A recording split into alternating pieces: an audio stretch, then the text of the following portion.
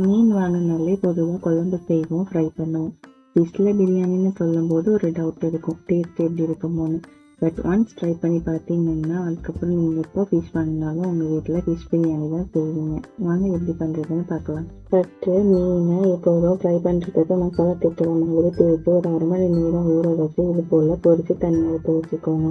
அதுக்கப்புறமா அதே எண்ணெயில் பட்டை, கிராம்பு, ஏலக்காய் சேர்த்துட்டு கூடவே ஒரு வெங்காயத்தையும் கட் பண்ணி சேர்த்து நல்லா வதக்கிக்கோங்க. வெங்காயம் ஓரளவு வதங்கினதுக்கப்புறமா 2 டேபிள் ஸ்பூன் அளவுக்கு இஞ்சி பூண்டு விழுது சேர்த்துட்டு அதையும் நல்லா வதக்கிக்கோங்க.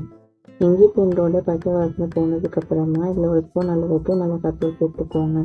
இப்போ இதில் மல்லி இலை, புதினா, பச்சை மிளகா 3 சேர்த்துட்டு அதையும் நல்லா வதக்கிக்கோங்க.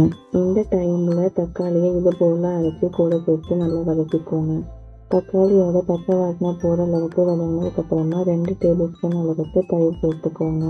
இப்போ நம்ம இந்த மசாலாவுக்கு தேவையான அளவுக்கு உப்பு சேர்த்துக்கலாம். இப்போ இதில் கொஞ்சமாக தண்ணி சேர்த்துட்டு நம்ம ஆல்ரெடி ஃப்ரை பண்ணி வச்சுருந்த மீனை இதில் சேர்த்துடலாம். இப்போ இதை நாம் ஒரு மூடி போட்டு மூடி ஒரு 5 நிமிஷத்துக்கு லோ ஃப்ளேமில் வச்சு எடுத்துடலாம். 5 நிமிஷம் கழிச்சு ஓப்பன் பண்ணி பார்த்தீங்கன்னா மசாலாவோட வாசனை மீன்லையும் மீனோட வாசனை மசாலாலையும் இறங்கி நம்மளோட கிரேவி சூப்பராக ரெடியாக இருக்கும். இப்போ இந்த மசாலாலேருந்து மீனை மட்டும் தனியாக எடுத்துடலாம். அப்புறமா ஒரு 1/2 கிலோ அரிசியை 1 மணி நேரம் ஊற வச்சு 50% வேக விட்டு இப்போ இந்த மசாலாவோட சேர்த்துக்கலாம். அடியில் மசாலா, அதுக்கு மேலே ரைஸ், அதுக்கு மேலே நம்ம தனியாக எடுத்து வச்சுருந்த மூணையும் இது போல் லேயர் மாதிரி செட் பண்ணி ஒரு மூடி போட்டு மூடி 15 நிமிஷத்துக்கு லோ ஃப்ளேமில் தம் போட்டு எடுத்துடலாம்.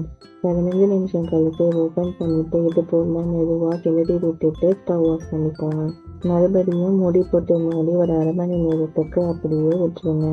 1/2 மணி நேரம் கழித்து ஓப்பன் பண்ணிவிட்டு எல்லாத்தையும் நல்லா மிக்ஸ் பண்ணி விட்டுருங்க. அவ்வளோதான், நம்மளோட ஃபிஷ் பிரியாணி சூப்பராக ரெடி ஆகிடுச்சு. இந்த பிரியாணி பார்க்க மட்டும் இல்லைங்க, சாப்பிடவும் அவ்வளோ சூப்பராக இருக்கும். மறக்காமல் நீங்களும் உங்கள் வீட்டில் ட்ரை பண்ணி பாருங்கள்.